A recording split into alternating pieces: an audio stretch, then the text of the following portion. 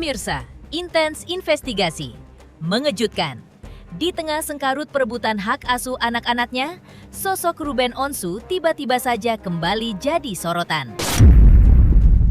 Setelah Polres Metro Jakarta Selatan menetapkan status tersangka kepada ayah 3 anak itu dalam kasus dugaan penipuan dan penggelapan investasi. Penetapan ini diumumkan pihak kepolisian pada Kamis 20 Agustus 2026 berdasarkan hasil gelar perkara yang melibatkan laporan seorang pelapor berinisial P atas nama korban berinisial DM. Berdasarkan keterangan polisi, kasus ini bermula dari adanya ajakan kerjasama bisnis yang ditawarkan oleh pihak Ruben Onsu kepada korban. Tawaran tersebut menjanjikan keuntungan tertentu yang membuat korban berinisial DM merasa tertarik untuk menginvestasikan sejumlah uang dengan jumlah yang terhitung cukup besar kepada Ruben. Sementara itu, dengan status tersangka yang kini disandangnya, Ruben dijadwalkan akan menjalani pemeriksaan sebagai tersangka pekan depan. Lantas, seperti apa klarifikasi Minola Sebayang usai Ruben Onsu ditetapkan sebagai tersangka? Apa pula yang diungkapkan Aditya Gumai pasca Ruben Onsu ditetapkan sebagai tersangka dugaan penipuan?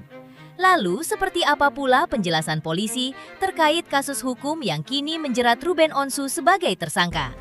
Pemirsa, bersama Intens Investigasi, kami hadirkan kabar terkini, terpercaya dan teraktual. Tetapi sebelumnya, jangan lupa untuk like, subscribe, dan juga share channel YouTube ini.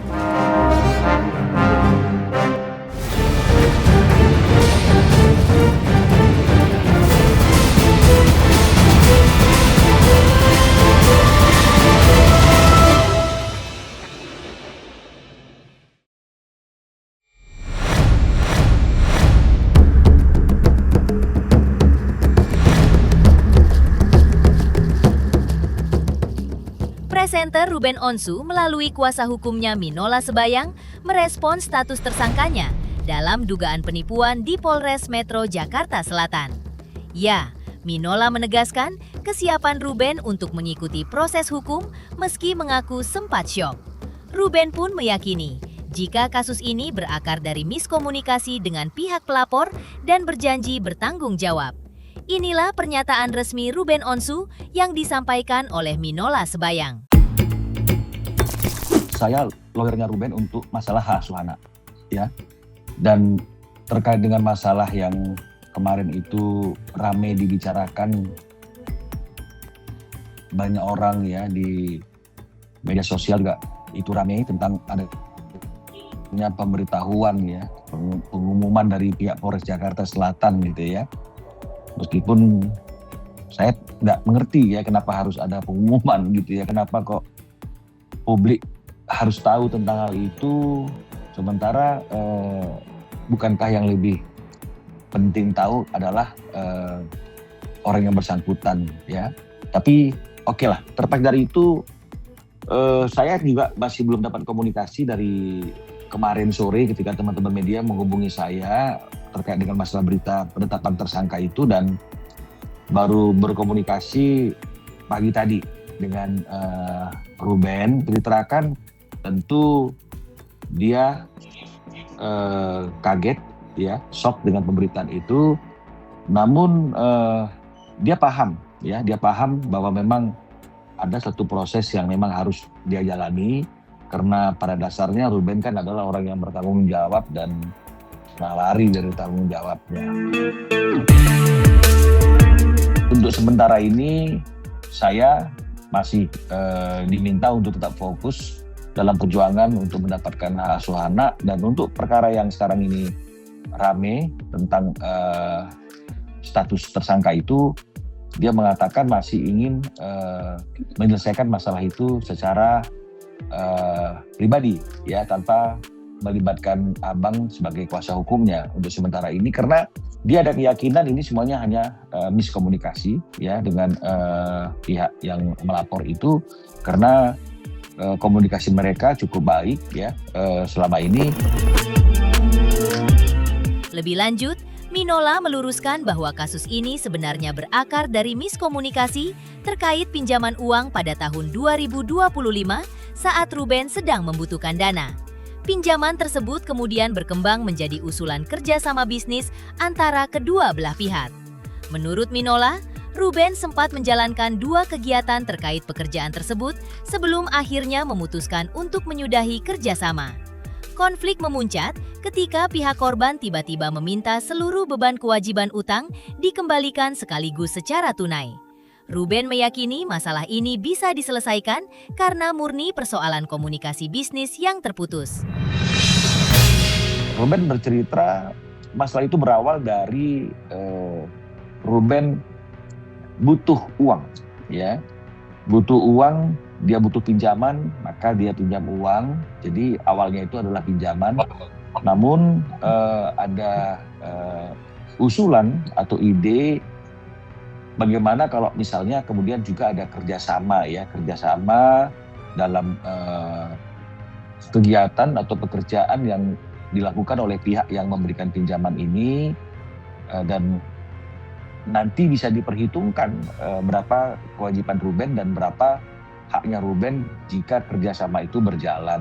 Kerjasama, bahkan Ruben sempat melakukan 2 kegiatan terkait dengan masalah pekerjaan itu, namun kemudian pekerjaan dan kerjasama itu menurut Ruben tidak diteruskan, dan kemudian beban kewajiban hutang itu lalu diminta untuk dikembalikan secara sekaligus. Lebih lanjut, Minola membeberkan bahwa pada masa itu, Ruben memang sedang mengalami krisis keuangan yang sangat besar. Ruben harus menanggung beban finansial yang masif, mulai dari biaya operasional rumah mewah, nafkah keluarga dengan nominal fantastis, cicilan yang belum terselesaikan, hingga gaji para karyawan bisnisnya.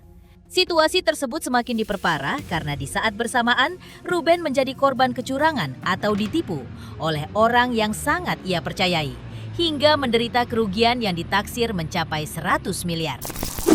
Juni 2024, Ruben baru berpisah, baru bercerai, dan kemudian 24 hingga 2025 ketika Ruben itu pinjam uang itu banyak peristiwa-peristiwa yang dialami oleh Ruben, ya, terkait dengan masalah keuangan yang cukup besar,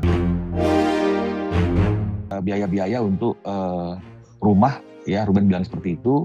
Kemudian biaya nafkah yang kita tahu, ya, tidak kecil yang harus disiapkan oleh Ruben, belum lagi cicilan yang perlu diselesaikan, termasuk gaji karyawan, gitu ya, karena ada satu peristiwa juga yang membuat perusahaan Ruben tidak berjalan dengan baik karena ada kecurangan yang dilakukan oleh orang yang dia percaya, dan itu membuat Ruben banyak mengalami kerugian. Ya, banyak mengalami kerugian. Ruben dihianati oleh orang yang dia percaya, gitu ya. Jadi ada pembobolan kartu kredit Ruben yang dipercayakan kepadanya. Kemudian ada pencurian aset-aset dan data yang kalau menurut perhitungan Ruben, kerugian itu hampir mencapai 100 miliar, gitu ya. Karena banyak yang hilang aset-aset perusahaan Ruben yang dilakukan oleh orang kepercayaannya ini. Nah, dan proses hukum sudah berjalan, ya, terhadap orang yang melakukan kecurangan ini, tapi proses hukum itu kan tidak mengembalikan kerugiannya Ruben, gitu ya. Dia ditahan, diproses, tapi kan tidak mengembalikan kerugian yang dialami oleh Ruben.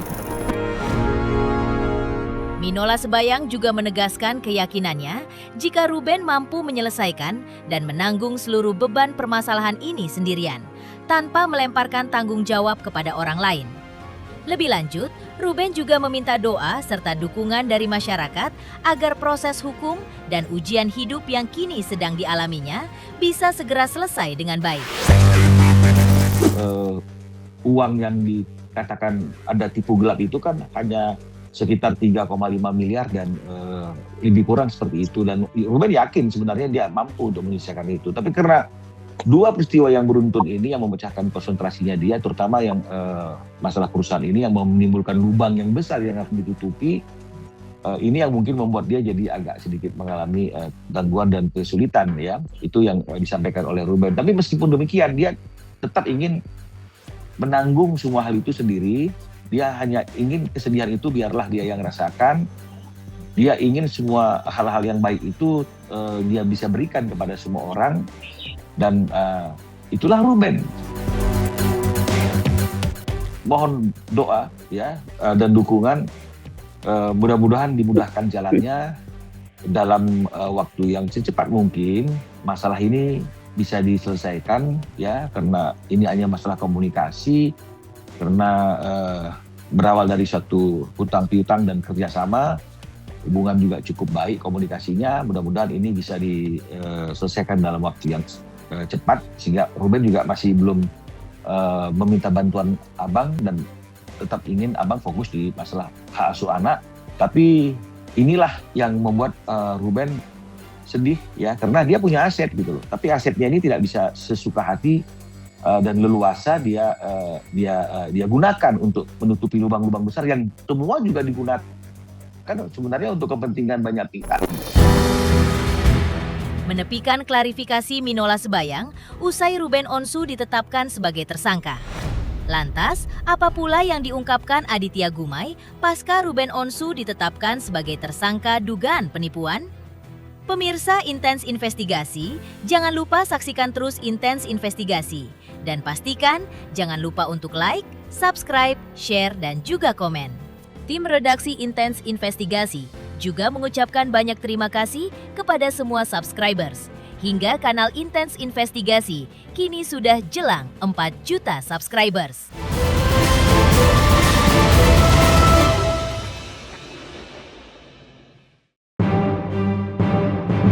Sebelumnya, Aditya Gumai selaku sahabat dekat memberikan pembelaan dan sudut pandang lain mengenai kondisi ekonomi yang sedang menjerat sahabatnya itu.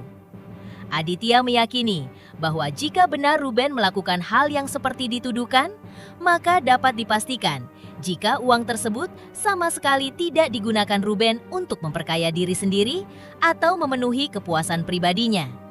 Menurut kesaksian Aditya, kebutuhan pribadi Ruben Onsu sebenarnya sangat sederhana dan cukup dengan 10 juta per bulan. Namun Ruben terdesak beban finansial yang sangat besar di mana ia harus berjuang mencari uang demi menutupi kebutuhan keluarga yang mencapai 225 juta per bulan, membayar cicilan rumah mewah, menggaji para karyawan, serta menanggung berbagai beban kebutuhan lainnya.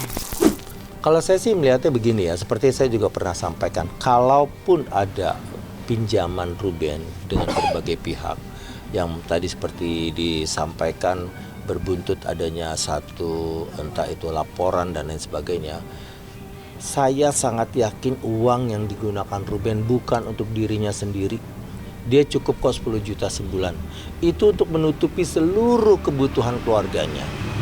Kebayang sih, bagaimana kita ngasihin uang 225 juta sebulan belum untuk dirinya sendiri, untuk keluarga, cicilan rumah dan lain sebagainya, karyawan.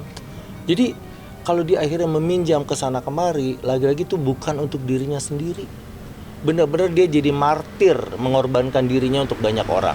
Ya, jadi sekarang sampai pada titik kalaupun akhirnya ada Ruben dijadikan tersangka dan sebagainya, ini babak baru dalam hidup Ruben.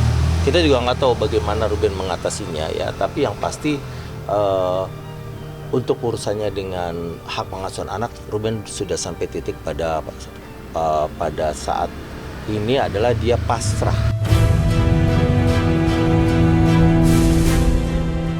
Oh iya ya, ini ujian tapi sekaligus juga cara Allah untuk menaikkan derajatnya Ruben. Peristiwa ini membuat masyarakat Indonesia ya, kita lihat ya bagaimana begitu banyak dukungan terhadap Ruben.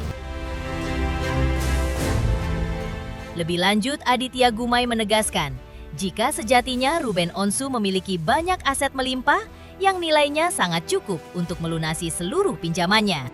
Hanya saja, ia meminta publik memahami bahwa mencairkan aset berharga membutuhkan waktu yang tidak sebentar. Berikut penjelasan Aditya Gumai. Ruben tuh masih punya banyak aset gitu loh.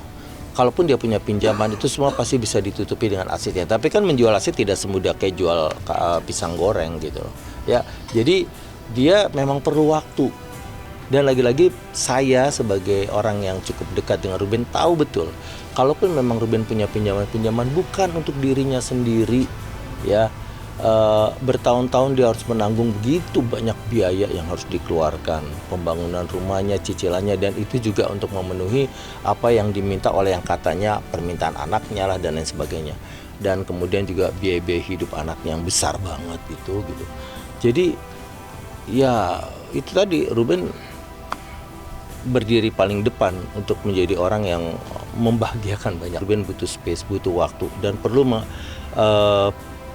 berbagai macam tindakan untuk bisa mengatasi persoalan-persoalannya gitu, termasuk yang tadi dibilang ya, apakah memang Ruben sekarang menjadi tersangka karena pinjamannya dan lain sebagainya, itu butuh waktu untuk Ruben satu persatu menyelesaikan. Ya, Ruben orang yang menurut saya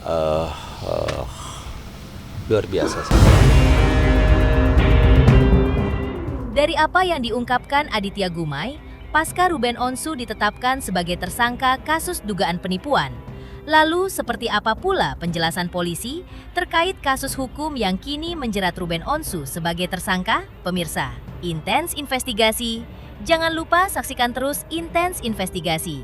Dan pastikan jangan lupa untuk like, subscribe, share, dan juga komen.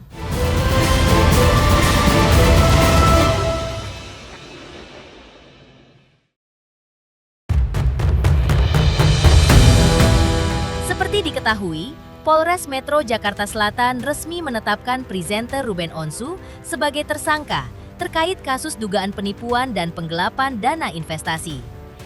Berikut keterangan Kasih Humas Polres Metro Jakarta Selatan, AKP Joko Adi. Bahwa benar Polres Metro Jakarta Selatan, Satreskrim saat ini sedang menangani perkara dugaan tindak pidana penipuan dan atau penggelapan. Berdasarkan laporan polisi nomor 310 8 Romawi 2025 SPKT Polres Jakarta Selatan tanggalnya 22 Agustus 2025. Terkait dengan penipuan dan atau penggelapan tersebut, pelapornya adalah inisial P, yang menjadi korban adalah inisial DM, sementara sebagai terlapor adalah inisial RSO. Beberapa hari lalu telah dilakukan gelar perkara, yang dari gelar perkara peserta gelar sepakat terhadap terlapor saudara RSO statusnya dialihkan sebagai tersangka. Kemudian dibuatkan surat penetapan sebagai tersangka. Intens Investigasi. Jangan lupa saksikan terus Intens Investigasi. Dan pastikan jangan lupa untuk like, subscribe, share, dan juga komen.